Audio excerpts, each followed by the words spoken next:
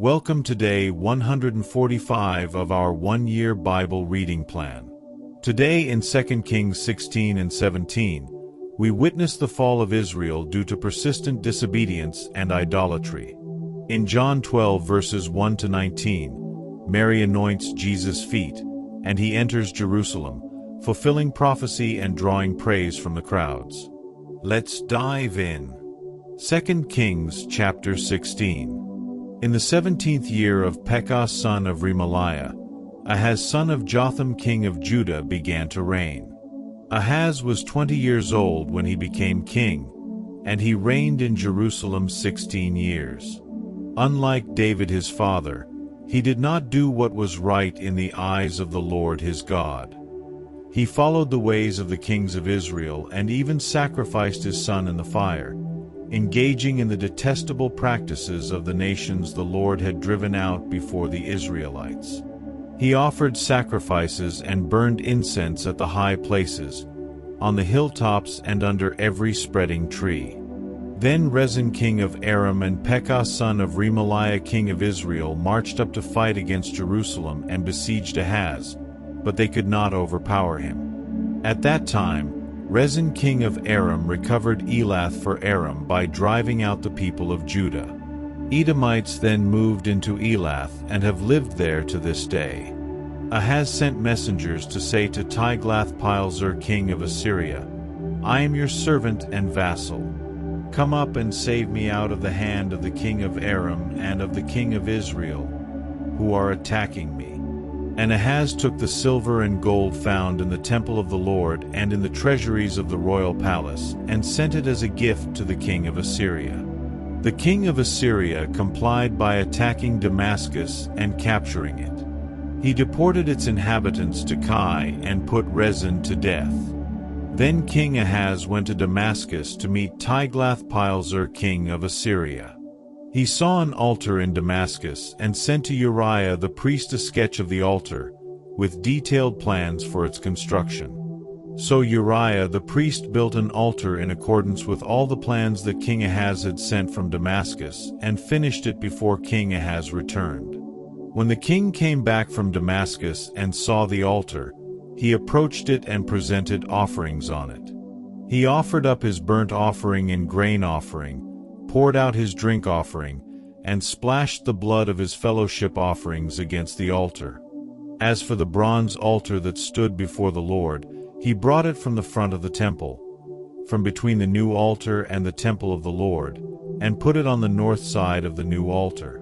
King Ahaz then gave these orders to Uriah the priest: "On the large new altar, offer the morning burnt offering and the evening grain offering, the king's burnt offering and his grain offering, and the burnt offering of all the people of the land, and their grain offering and their drink offering. Splash against this altar the blood of all the burnt offerings and sacrifices. But I will use the bronze altar for seeking guidance." And Uriah the priest did just as King Ahaz had ordered. King Ahaz cut off the side panels and removed the basins from the movable stands. He removed the sea from the bronze bulls that supported it and set it on a stone base. He took away the Sabbath canopy that had been built at the temple and removed the royal entryway outside the temple of the Lord, in deference to the king of Assyria. As for the other events of the reign of Ahaz, and what he did, are they not written in the book of the annals of the kings of Judah? Ahaz rested with his ancestors and was buried with them in the city of David. And Hezekiah his son succeeded him as king. 2 Kings chapter 17. In the 12th year of Ahaz king of Judah, Hoshea son of Elah became king of Israel in Samaria, and he reigned 9 years. He did evil in the eyes of the Lord, but not like the kings of Israel who preceded him. Shalmaneser king of Assyria came up to attack Hoshea, who had been Shalmaneser's vassal and had paid him tribute. But the king of Assyria discovered that Hoshea was a traitor, for he had sent envoys to So king of Egypt, and he no longer paid tribute to the king of Assyria, as he had done year by year. Therefore Shalmaneser seized him and put him in prison. The king of Assyria invaded the entire land, marched against Samaria and laid siege to it for 3 years. In the 9th year of Hoshea, the king of Assyria captured Samaria and deported the Israelites to Assyria. He settled them in Hala, in Gozan on the Habor River, and in the towns of the Medes. All this took place because the Israelites had sinned against the Lord their God, who had brought them up out of Egypt from under the power of Pharaoh king of Egypt. They worshipped other gods and followed the practices of the nations the Lord had driven out before them, as well as the practices that the kings of Israel had introduced. The Israelites secretly did things against the Lord their God that were not right. From watchtower to fortified city, they built themselves high places in all their towns. They set up sacred stones and Asherah poles on every high hill and under every spreading tree. At every high place they burned incense, as the nations whom the Lord had driven out before them had done. They did wicked things that aroused the Lord's anger. They worshipped idols, though the Lord had said, "You shall not do this." The Lord warned Israel and Judah through all his prophets and seers, "Turn from your evil ways. Observe my commands and decrees, in accordance with the entire law that I commanded your ancestors to obey and that I delivered to you through my servants the prophets." But they would not listen and were as stiff-necked as their ancestors, who did not trust in the Lord their God. They rejected his decrees and the covenant he had made with their ancestors and the statutes he had warned them to keep. They followed worthless idols and themselves became worthless. They imitated the nations around them, although the Lord had ordered them, "Do not do as they do."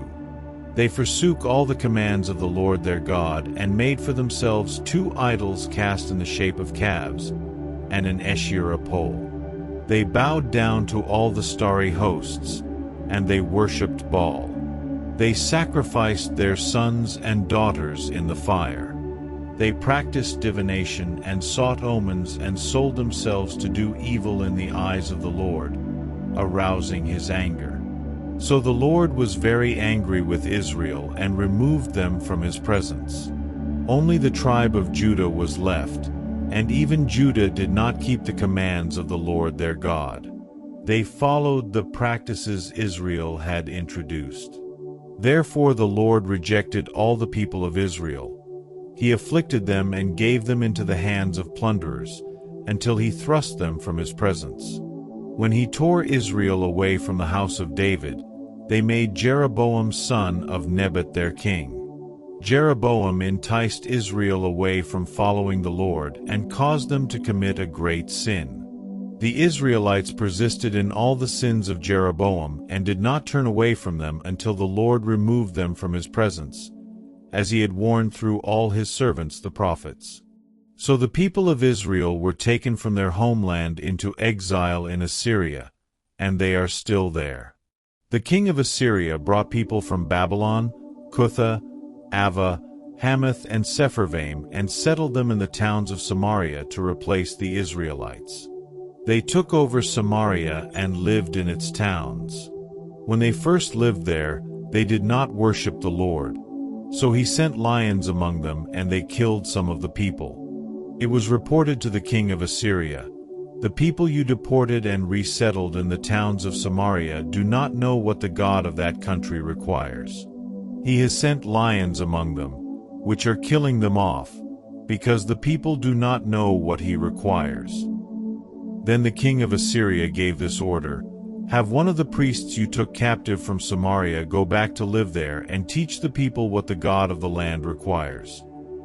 So one of the priests who had been exiled from Samaria came to live in Bethel and taught them how to worship the Lord. Nevertheless, each national group made its own gods in the several towns where they settled, and set them up in the shrines the people of Samaria had made at the high places. The people from Babylon made Sukkot-Benoth, those from Cutha made Nergal, and those from Hamath made Ashima. The Avites made Nibas and Tartak, and the Sepharvites burned their children in the fire as sacrifices to Adramelech and Anamelech, the gods of Sepharvaim. They worshipped the Lord, But they also appointed all sorts of their own people to officiate for them as priests in the shrines at the high places. They worshipped the Lord, but they also served their own gods in accordance with the customs of the nations from which they had been brought. To this day they persist in their former practices. They neither worship the Lord nor adhere to the decrees and regulations, the laws and commands that the Lord gave the descendants of Jacob, whom he named Israel. When the Lord made a covenant with the Israelites, he commanded them, "Do not worship any other gods or bow down to them, serve them or sacrifice to them. But the Lord, who brought you up out of Egypt with mighty power and outstretched arm, is the one you must worship. To him you shall bow down and to him offer sacrifices." You must always be careful to keep the decrees and regulations, the laws and commands he wrote for you. Do not worship other gods. Do not forget the covenant I have made with you, and do not worship other gods. Rather, worship the Lord your God. It is he who will deliver you from the hand of all your enemies. They would not listen, however, but persisted in their former practices. Even while these people were worshiping the Lord, they were serving their idols. To this day their children and grandchildren continue to do as their ancestors did. John chapter 12, 1-19. 6 days before the Passover, Jesus came to Bethany, where Lazarus lived, whom Jesus had raised from the dead. Here a dinner was given in Jesus' honor. Martha served, while Lazarus was among those reclining at the table with him. Then Mary took about a pint of pure nard, an expensive perfume. She poured it on Jesus' feet and wiped his feet with her hair. And the house was filled with the fragrance of the perfume. But one of his disciples, Judas Iscariot, who was later to betray him, objected, "Why wasn't this perfume sold and the money given to the poor? It was worth a year's wages." He did not say this because he cared about the poor, but because he was a thief. As keeper of the money bag, he used to help himself to what was put into it. "Leave her alone," Jesus replied. "It was intended that she should save this perfume for the day of my burial. You will always have the poor among you, but you will not always have me." Meanwhile, a large crowd of Jews found out that Jesus was there and came, not only because of him but also to see Lazarus, whom he had raised from the dead. So the chief priests made plans to kill Lazarus as well, for on account of him many of the Jews were going over to Jesus and believing in him. The next day, the great crowd that had come for the festival heard that Jesus was on his way to Jerusalem. They took palm branches and went out to meet him, shouting, "Hosanna! Blessed is he who comes in the name of the Lord. Blessed is the King of Israel." Jesus found a young donkey and sat on it, as it is written, "Do not be afraid, daughter Zion. See, your king is coming, seated on a donkey's colt." At first his disciples did not understand all this. Only after Jesus was glorified did they realize that these things had been written about him and that these things had been done to him. Now the crowd that was with him when he called Lazarus from the tomb and raised him from the dead continued to spread the word. Many people, because they had heard that he had performed this sign, went out to meet him. So the Pharisees said to one another, "See, this is getting us nowhere. Look how the whole world has gone after him." Thank you for joining today's Bible reading. Let's remember the cost of turning from God and the joy of welcoming Jesus as our King. Stay faithful, stay rooted in the Word. See you tomorrow for day 146.